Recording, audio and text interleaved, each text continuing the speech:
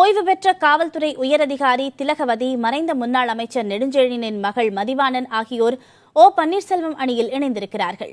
Chennai Greenways இல்லத்தில் இருக்கும் பன்னீர்செல்வத்தின் இல்லத்தில் நடைபெற்ற நிகழ்ச்சியில் முன்னாள் அமைச்சர் பாண்டியராஜன் உள்ளிட்டோர் முன்னிலையில் இருவரும் பன்னீர்செல்வம் அணியில் இணைந்தனர்.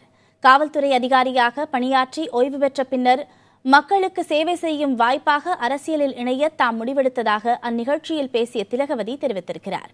நிகழ்ச்சியில் செய்தியாளர்கள் எழுப்பிய கேள்விகளுக்கும் பதிலளித்த பாண்டியராஜன், ஆர்கே நகரில் மக்கள் ஏற்றுக்கொள்ளும் சிறந்த வேட்பாளர் நிறுத்தப்படுவார் என தெரிவித்தார். எங்களை பொறுத்தவரைக்கும் அனைத்து இந்திய அண்ணா திராவிட முன்னேற்ற கழகம் சார்பில் வேட்பாளர் அறிவிக்கப்படுவார். அந்த வேட்பாளர் அண்ணன் ஓபிஎஸ் அவர்கள் தலைமையில் இயங்குகின்ற இந்த குழுவால், ஆட்சி மன்ற குழுவால் அறிவிக்கப்படுவார். வெகு விரைவில் அடுத்த 3-4 நாட்களில் அந்த அறிவிப்பை நீங்க எதிர்பார்க்கலாம். அந்த வேட்பாளர் மிகப்பெரிய வித்தியாசத்துல ஆர்கே நகரில் வெற்றி காட்டார்.